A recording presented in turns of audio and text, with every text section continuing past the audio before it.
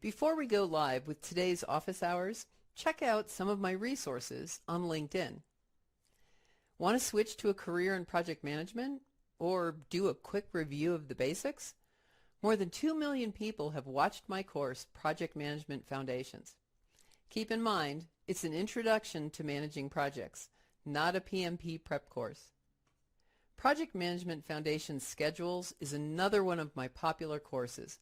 This one does a deep dive into processes and techniques for building a project schedule. If you're managing a small project, you don't need a big project management methodology, nor do you have the time or money for one. This course describes a simpler approach for managing small projects. Don't let Microsoft projects scare you. My course, Learning Microsoft Project, walks you through the absolute basics in a little more than an hour. Lots of people ask questions about careers in project management and project management certifications. So Chris Croft and I created this course to answer them. I have more courses in the LinkedIn Learning Library. Just type my name in the search box to see a list. Many have been translated into several languages, so you might see a different list.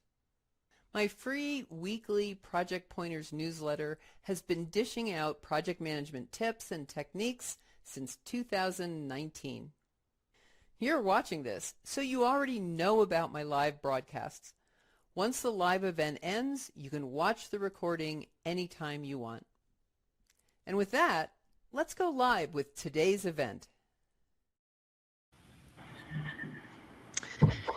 Hi, Anna. Welcome to this office hours. Hi, happy Friday. How are you? I am fabulous. And you? I know Good. you're busy. Yeah, it's busy. It's cold. It's actually snowing. So Oh, well, you could send some snow my way. We desperately need it here. So actually you can take it. It's just too much. It's a lot of snow and cold and everything. But oh well, we're here. So yes. yeah. Well, welcome everybody to this office hours where Anna and I are going to talk about how to settle into your role as a new project manager. There, and I think actually even if you are a project manager already and have managed projects, even becoming a project manager on a new project, a lot of these things will apply. So you don't have to be a real newbie at project management for this to be a valuable session. Yeah. A couple of housekeeping things. Please add comments. Tell us, first of all, where you're joining us from. It's always interesting to see where our audience is. And then this is very much an interactive session. We welcome questions at any time. We'll be answering them throughout the session. So put your questions in the comments and we'll get to them as soon as we can. Yeah. And then with that, we're gonna start talking about, well, the other thing I have to say is if you do not follow Anna on LinkedIn, you really should, because quite honestly, she has a lot more resources for project managers than I do. She gets into to parts of helping project managers that honestly that I don't. And I follow her and I always enjoy your posts and just like all the things that you offer people. So thank you for that.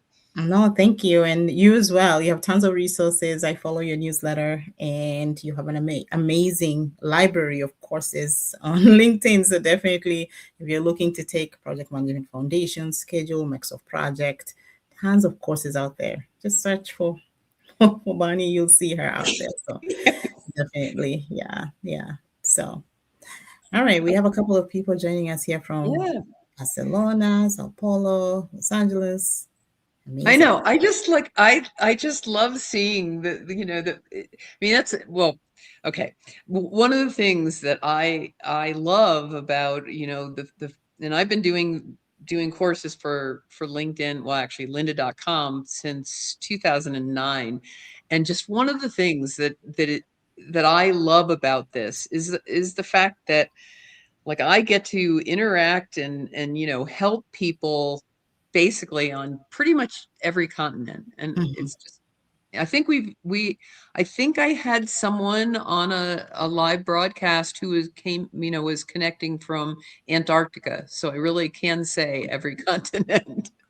No, that's good, but that's actually pretty cool. So I love it too because then it's you just know that the world is a global village, and we can Yes, always all connect in topics that make sense for all of us. So right. that's amazing. We have Rome, Spain, UK.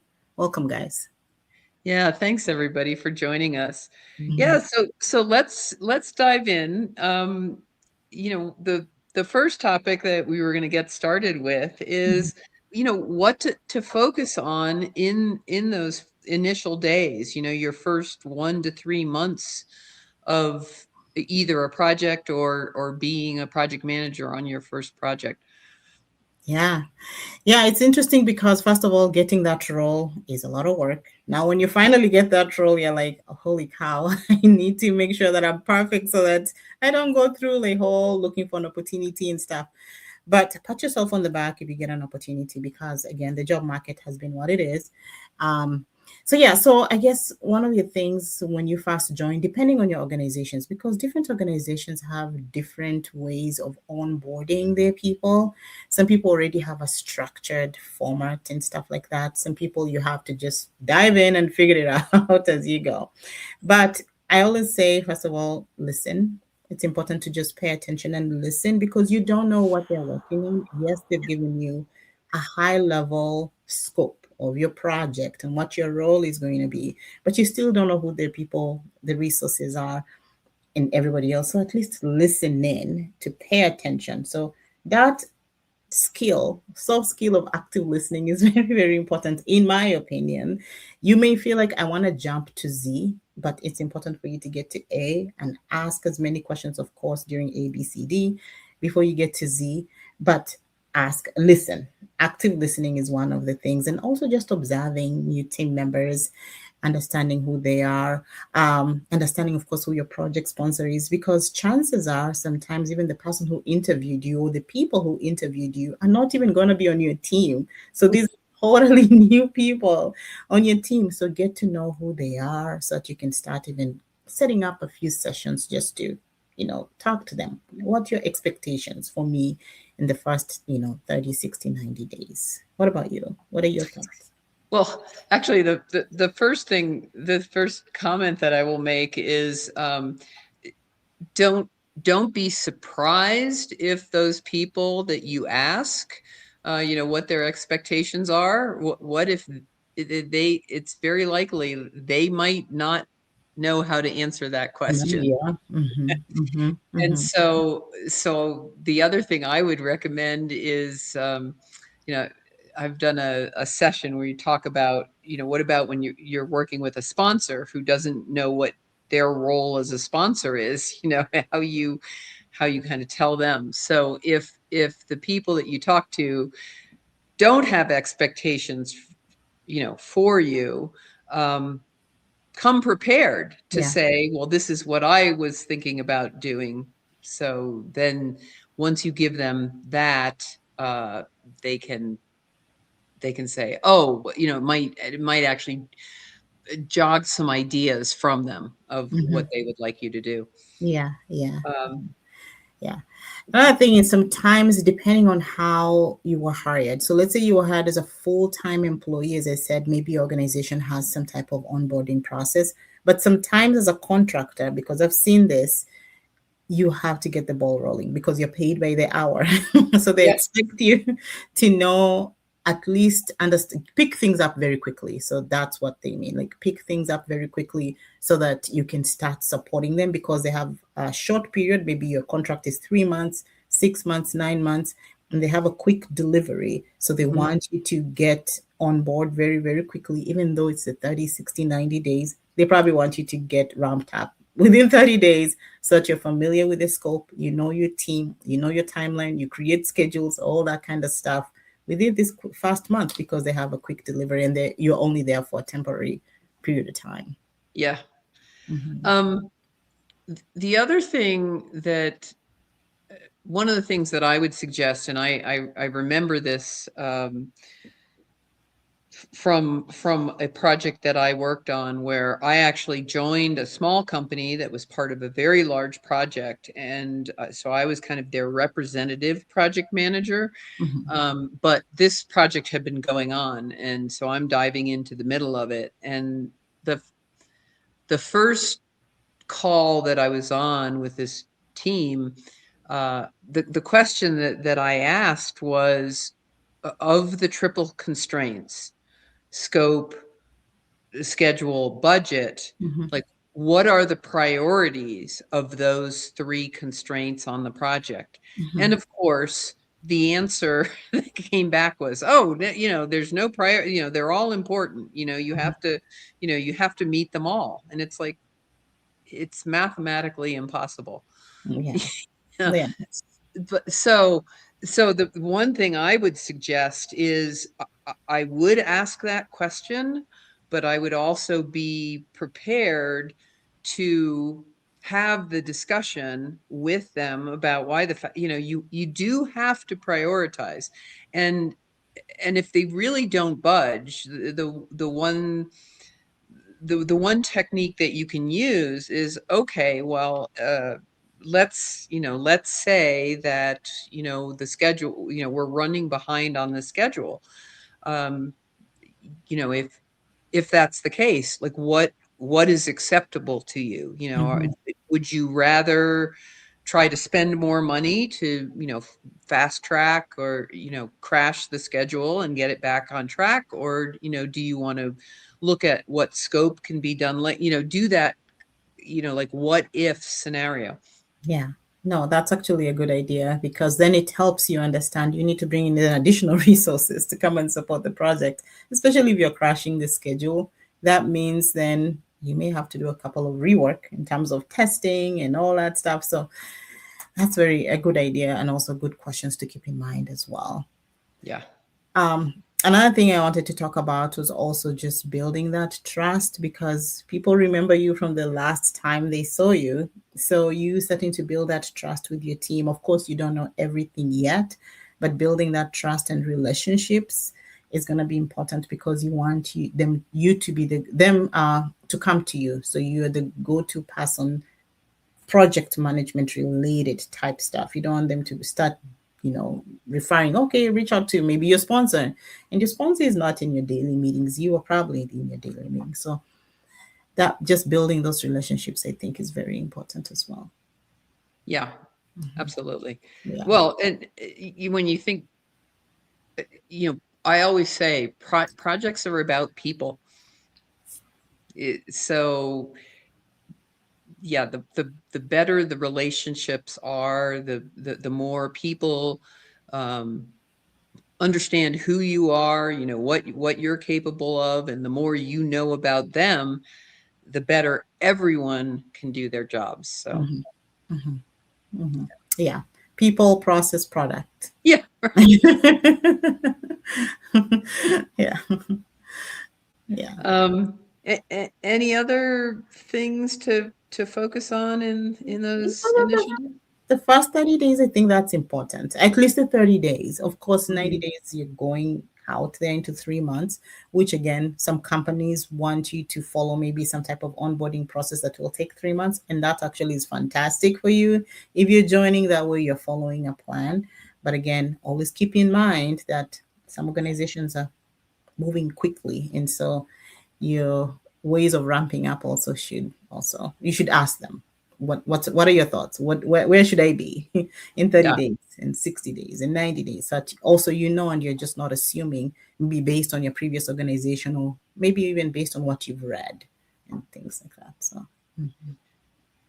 Uh, something that reminds me, you also have to be a little bit careful, particularly if you are working in a large organization on a smaller, shorter project. mhm, If you're not familiar, like when you were talking about contractors, if you're not familiar with their process, and this has happened to me a couple of times where I ended up getting on a smaller project, so it had a shorter schedule, and they basically handed me like this huge notebook of, well, this is our methodology.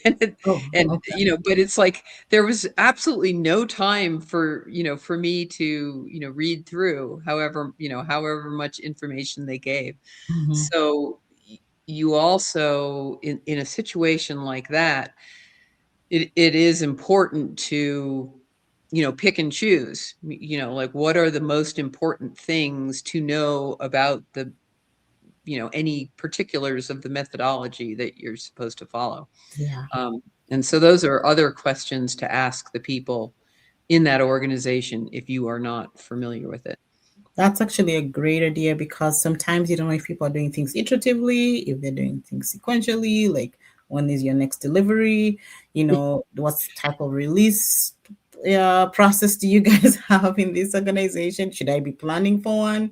There's a lot of questions to ask, but also stuff to just write down to make sure that also as you're asking these questions, maybe they're referring you to, as you said, they give you a book, but also hopefully they're referring you to maybe to a shared drive Mm-hmm. or platform where you can see some of all this information. Yeah. Yeah. So Um, so actually, someone's asking a question, or wants some advice on how to market yourself as a new project manager, where you're certified, but you have no experience. Um, I mean, first of all, depending on what type of certification you're talking about, for example, with a PMP, you actually have to have project management experience before you can get that particular certification. I think the CMP, CAPM. C, yes, thank you.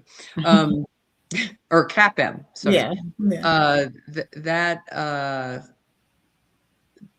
I don't think that requires work experience, but No. still, um, the one thing I always tell people is if you don't have experience working on projects for corporations, the one thing that and I'm doing it today. I do a lot of volunteering, and I get to use my skills as a project manager helping these nonprofits. Volunteer, volunteer for, if you have a local, like a PMI chapter, volunteer to help with some of the events and things that they do. um, Volunteer for other types of nonprofits, and look and see what they need help with, what processes need to be improved, and offer, say, hey, I think we could improve this, or we might be able to um, you know raise more funds if we did something, and then offer to be the project manager. You can use that, um, to gain experience, and you can actually use that to even possibly getting references from those nonprofits. Yeah, yeah. And there are tons of platforms out there also that you can go on there and do short-term volunteer opportunities. You mentioned PMI, but also there's websites where you can go and search for, like, for example, catchafire.org is a great website. They have short-term projects where you can apply. The projects are 3 weeks. Some of them even run up to 3 months, and you probably have to commit to maybe 5 to 10 hours a week. That is work. That is project management. That is, just because you're not being paid doesn't mean it's not experience. So Yeah. you should utilize those opportunities also to do that. But also, as you're marketing yourself, just make sure, I'm sure, prior to that, even though you probably didn't have a project management or project manager title, you probably did things that were project management like, because you probably have a lot of soft skills that you can transfer into your new role as a project Mm. manager. So if you've led, if you've managed, if you've organized, if you've problem solved, provided communication. All those are soft skills that I think all of us universally have. Now, if you already have your project management certification and we're not sure if it's a CAPAM or the PMP, you've learned some of those hard skills. So if you've learned, for example, how to manage, stakeholders and things like that, how to manage risks, those are things that you're learning in theory. Now, when you start marketing yourself, you can speak to those based on now your previous experience from previous roles, even though you didn't hold the title of project management. So don't underestimate your previous experience just because you did not have the title or of project manager. And the other thing to think about when you are marketing yourself, so if you know that with PMI and the PMBOK, they have shifted to the focus a little bit from deliverables to outcomes. Mm-hmm. So we're focusing on, delivering value. So what are the project outcomes? What is the value that has been delivered? And I think that with marketing yourself as a project manager, that makes sense as well. Is that if you are volunteering and working on something as a volunteer PM, keep a list of the outcomes that you have delivered as a project manager. And like I said, I have 2 volunteer roles that I do where I am managing projects in these nonprofits, and maintaining a list of the things that I do for those organizations. And I'm not looking for a job as a project Mm-hmm. manager, but I still keep track. So yeah, and along with those soft skills that you have, maintain a list Yeah. of what you have done for organizations, and you can Yeah. use that in your marketing. Yeah. And as we are on LinkedIn, LinkedIn has 1 billion+ users, network with people at places that you want to work at. It's very, very critical because you never know the person that you networked with is going to be like, I spoke with blank, you shared this, and you look like a great fit for this opportunity. So do that kind of stuff, but be intentional about it, not transactional, because sometimes when you start being transactional, people don't like that. So be Yeah. intentional about that kind of stuff as well. Someone was asking, what was the name of the platform with the Oh, short? yeah, catch a fire, like catch something, a Okay. fire, Um, FIRE.org. And then there's another one also called Volunteer Match, either .com or .org. Please just confirm both it, URLs. what did you say it was? Volunteer Match, like match. Okay. MATCH. I'm Yeah, gonna, um, yeah, do a search for those, and yeah. you Either should. .com or .org, one of those. Right. Yeah. Um, so I'll leave that up for a while. Mhm. Um, and okay, so another thing that we wanted to talk about is, how do you build credibility? Mhm. And you started to talk a little bit about that in our first topic, but what would you like to add? Yeah. So as you're starting to know your team and you're starting to know the scope of your project, there are things that are going to come out of meetings that you need to start following through. For example, meeting notes or following up with people and stuff like that. You following up on those commitments are going to Mhm. help your team also start building credibility and also trust you as well, because now they can see you as someone who is dependable and they can reach out to you. Now, will you know all the answers? Definitely not. I don't know what developers are doing. They are smart people doing a lot of stuff behind the scenes that I'm not familiar with. But following through and saying I'll follow up with ABC to check in on blank and then I'll get back to you, or just sharing at a meeting, I don't know, but let Mhm. me get back to you. That goes far than either you keeping quiet or you not following through and everybody's left wondering what happened to that. So just doing that kind of stuff, I think one of the things just helps build credibility. Yeah, and I think that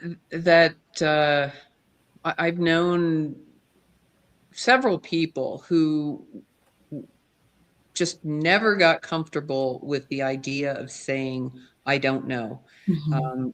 They have this feeling that they always have to know all the answers. And in fact, I was actually at a meeting with uh, some of the people at the Denver or the Mile High chapter of PMI, and you know, the president of the chapter was there, and at one point, you know, he said, he goes, "Oh, I don't know how we do that," and you know, it's like, I really should know. And I turned to him, I said, no, you shouldn't. That's Mhm. that is your job as the president of this chapter, is to have the big picture. Mhm. You know, you shouldn't be getting into the weeds like that. Um, I think that it is actually much more powerful in building credibility to say, I don't know the answer, but because you know, this is important now, Mhm. I will go find the answer for you. Mhm. Mhm. No, You that's actually a good thing. And I think as a new PM, and also I learned this the hard way, because when I first started being as a PM, you feel like, gosh, they hired me. Now they're gonna think I don't know. But it's okay. It's okay to say you don't know. People will actually take you more seriously than you keeping quiet and trying to fumble, and you don't even know how to explain it. You don't even bring someone who already knows or that is a subject matter expert to come and explain it for you instead of you bringing secondhand information that you are just fumbling. So I learned that the hard way, and it was a hard lesson that it's yeah, okay to say I do not know. It goes a long way. yeah. Yeah. Yeah. I think one other thing also is just that communication that you have regularly. So once you, um, establish a team and you have some type of cadence, also just have a cadence in terms of maybe sending out your status reports. Like, is it Mm, every other week or every Friday, or, just that way people can know, like, okay, now Anna's gonna send a status report. I can expect something today, instead of being like, oh, we're getting it on Tuesday, or next time we're getting it on Thursday. Oh, no, we didn't get it this week. Then people are like, what's happening with the project? So something like that, as small as it may seem, it actually goes a long way. yeah. Um, well, so we've talked a little bit about communication and a little bit about relationships, but what about with the stakeholders and projects? Like, how much and what do you do early on with stakeholders to ensure success? Yeah. Misaligned expectations can really break or make your relationships with stakeholders. Again, these are lessons learned from being a new project manager, and just understanding that as I grew in my career, and also just listening to some of the other people that I've worked with as well. Just having that misalignment can, again, as I said, break a lot of stuff. So aligning early on. First of all, categorize your stakeholders, because some stakeholders, I'll never forget this one stakeholder telling me, Anna, I do not need to be on your status report. Just let me know quarterly what's happening. It made me realize very, very quickly that maybe because what they mentioned was like, when they see my status report, they think something is wrong with the project. And they didn't want to be in weekly meetings. They just want Mm, to be part of a quarterly update. So it made me understand, okay, now I need to categorize my stakeholders and understand, okay, these are the ones who probably want daily communication, weekly communication, quarterly communication. And then once you align on that kind of stuff, also know what you're communicating with them. So the quarterly right. ones probably don't need the nitty gritty of a bug that failed. They don't need that. But they need to know high level how they can support your project moving forward. While your daily team probably need to know a specific bug that failed, so that maybe the developers can be on top of it, or whoever it is can fix it. So just aligning on those expectations, I think, helps you build your relationships with your stakeholders.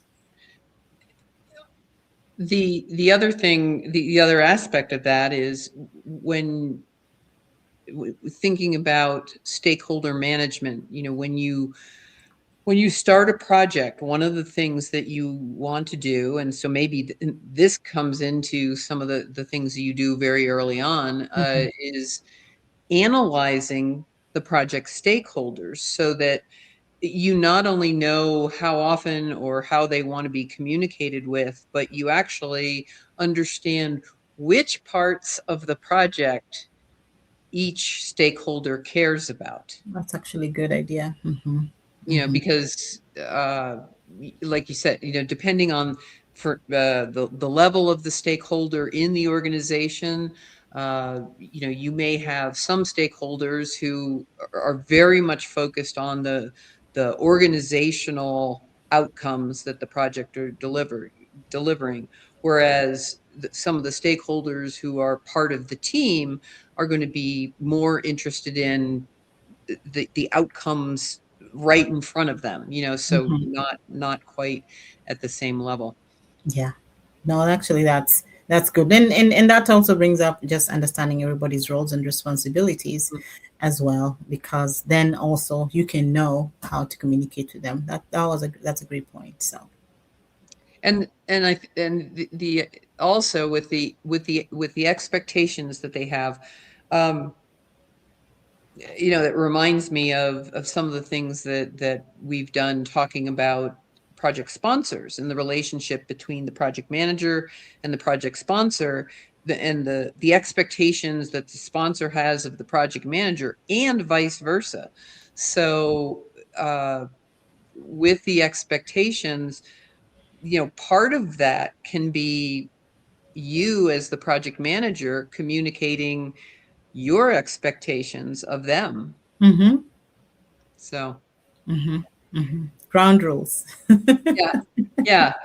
I've worked on some projects where, there were some, there were uh maybe not executive level people, but higher up in the organization who were notorious for not delivering the stuff that they were supposed to deliver. Mm-hmm. And I had my own personal way of coaxing them, uh, that but you have to communicate that expectation. For example, if you're working with a person like that, um, if they're not delivering something that is going to delay the project, it is important to say, if I don't get this by, February 7th, the project is going to be delayed, Yeah. because so that they know, Mm-hmm.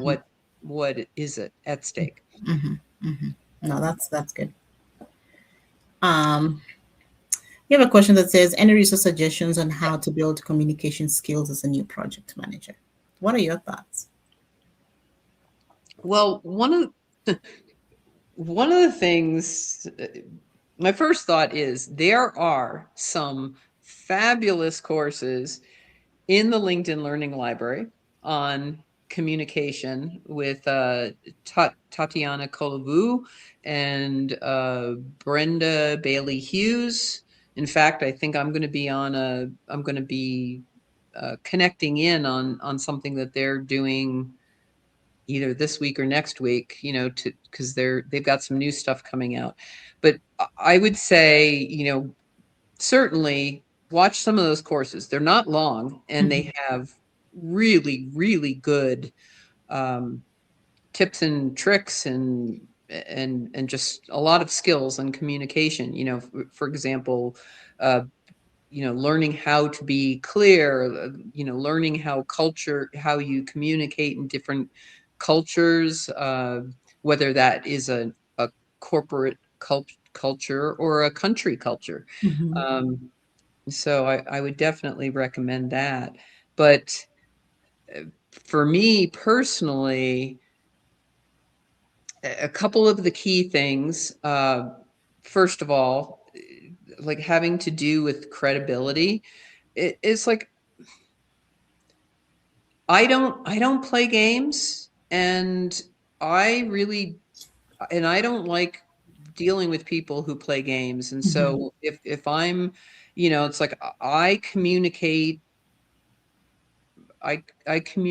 honestly at all times, even if there's bad news, I will communicate that.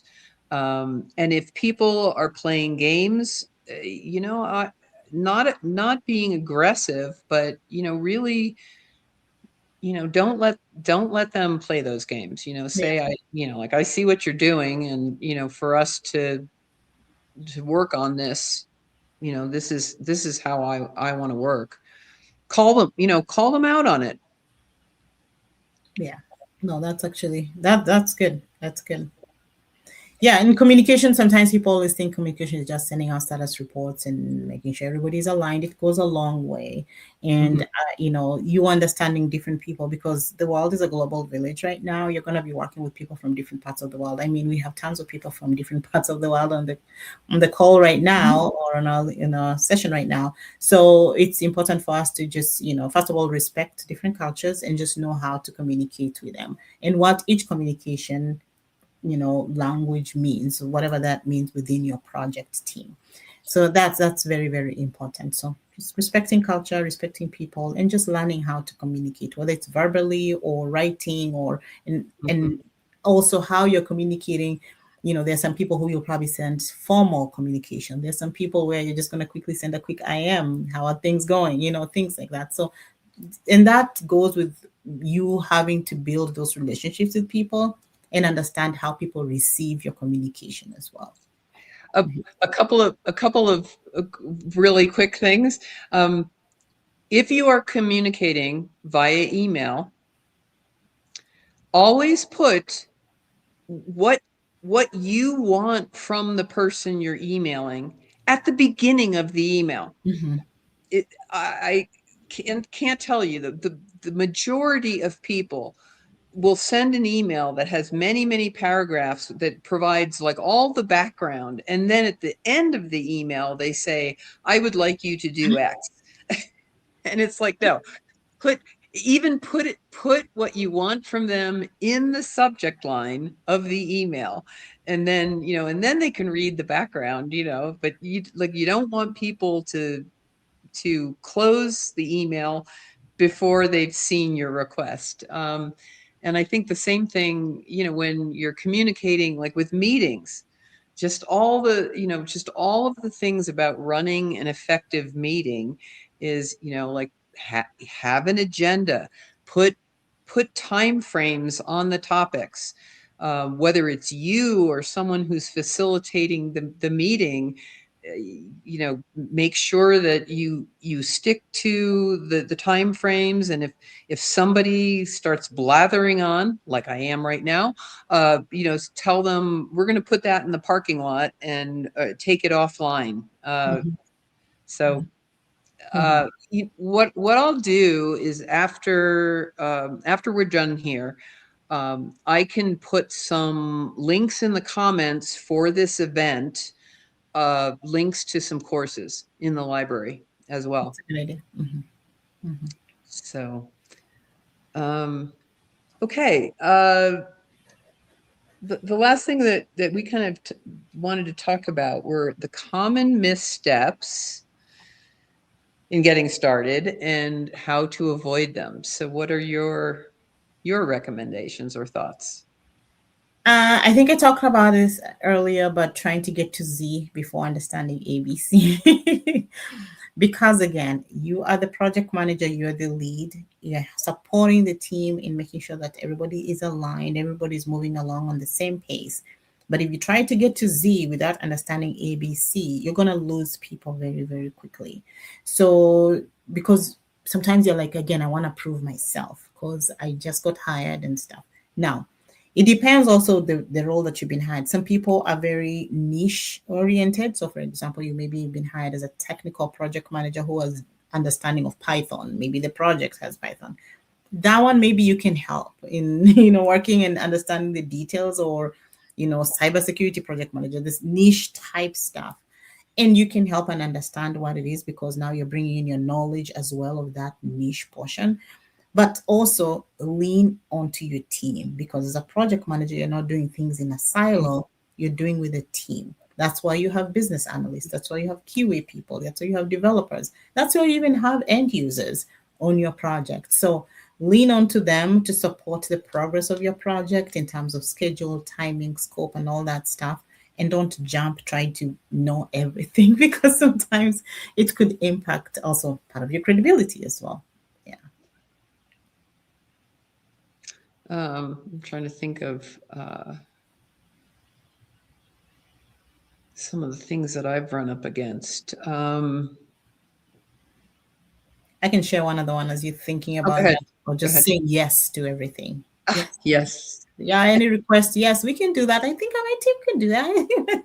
Not knowing that it's going to impact your scope, your schedule, your Yeah. resources, your budget. So before you say yes, assess the impact. Understand, is it going to impact our project? How is it going to impact our project? Who do I need to talk to? Is it something that's even is it critical for the functionality of what we're trying to deliver right now? And okay, and that makes me think of this is something that happens a lot. And this is whether you are the project manager from the beginning of the project, or you're maybe stepping in as the new project manager in the middle of a project. Mm-hmm. People are going to come up to you in the hallway or come to your office or your cubicle, and they are going to ask you, and they're going to want answers from you before you know what's going on in the project. And this goes back to the saying, I don't know, but I will find out. But it goes beyond that of, somebody may actually take advantage of the fact that you are new and say, like, so when do you think this is going to be done? Mm-hmm. You know, Mm-hmm. Mm-hmm. and our initial reaction is to want to answer. Yeah. Don't do it. Yeah. Because people hold on to you, Yeah. hold you to that. Yeah.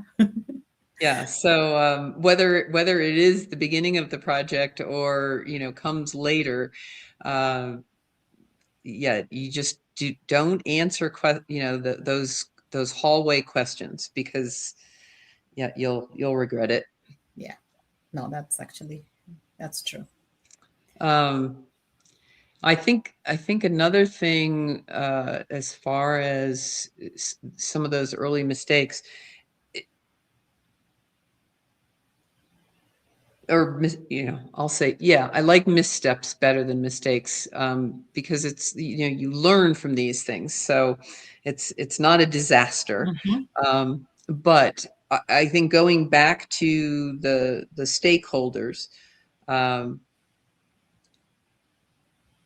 prioritizing your stakeholders and picking, a few key stakeholders, and like we've talked about, getting to know them, starting to build your relationship with them at the beginning, so that you're building that relationship, the trust with the highest priority stakeholders in the project. Mm-hmm. Because when you do that, they will be there to support you later on when you need it. Yeah. No, for sure. That's a good point. Yeah. So Okay. All right. We are almost yeah. getting to the end here. Someone said if you had to choose a PM for IT company, would it be to hire a highly credentialed pure PM with a PMP but no IT experience, or a PM with only CAPAM certification who has hands-on experience? I mean, it depends. I've worked with people who have amazing project management experience and they do not have the certification, and vice versa. So it depends on what your needs are and your immediate needs are. Certainly, everybody does provide value to your project. So if you feel like maybe the person who has more experience with CAPM certification, that's fine.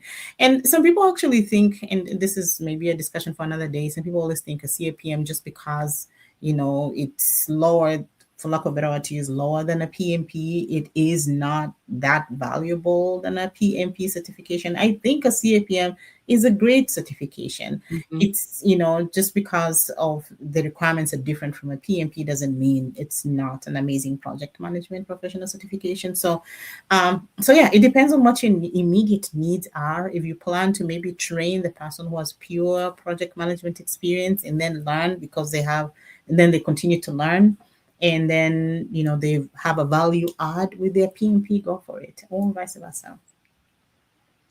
I also, in some respects, I will say that um, the pure a credentialed pure project manager isn't necessarily a project manager, because if you don't have if you don't have some experience and you haven't learned some of the lessons of dealing with people in all the different ways that you do in a project, Mm-hmm. um, you know, trying to manage a project.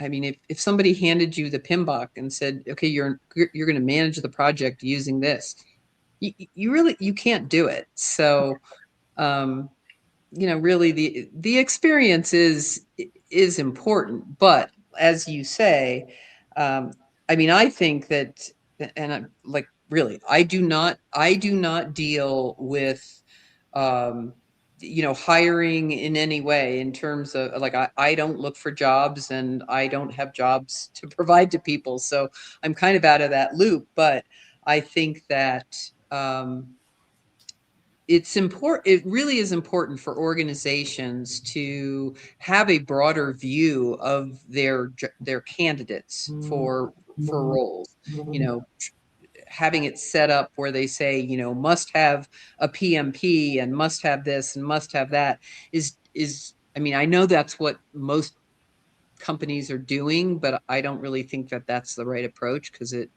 misses out on really good candidates. Oh, yeah, yeah. And I've had clients, I had an elementary school principal land a project management role without any project title or certification. She used her skills as an elementary school principal. And Mhm. in hindsight, she was a project manager because she was Yeah. managing a school.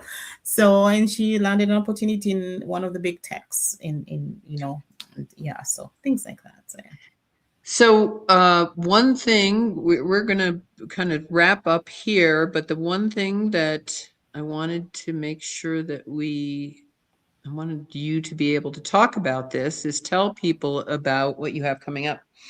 Yeah, so every month I am holding a 2-day workshop. So the next workshop starts tomorrow. It's tomorrow and tomorrow Saturday and Sunday. So the 17th and the 18th, 8:30 to 10:30 a.m. Central Standard Time. And this is just a quick win for a lot of people who want to get into project management. It's not detailed, but working with you to just help you build your project manager resume, help you build your project manager LinkedIn profile, work on your job search strategy, interview prepping, and also just settling in on your first 90 days. So this is intensive, 2 hours each per day. So the first session is this weekend. The next session will be, you have to go to the website. You'll see that on there, the second week of February and going on in March, because I get a lot of people asking me questions. So it's just easier for me to consolidate everybody and just answer, and we can do this hands-on together, live interaction. So yeah, come join me tomorrow if you can. If not, go to the website and you can sign up for, the one in February, March, April, May, and all that stuff. Yeah. Well, great. Well, thank you for that. And thank you so much for joining me today. I really enjoyed this, and um, I'm hoping everybody who joined us has gotten some value out of this. Thank you for joining us as well. Yeah. Thank you guys for joining us. And it's always lovely to be with you and talk project management. I Yeah. truly do enjoy that. So thank you everyone for joining. Tons of people from different parts of the world. Appreciate you guys. Have a fantastic weekend. Oh, one thing I'm just gonna end with, I am actually gonna start. I've started working on it, on some articles for my newsletter.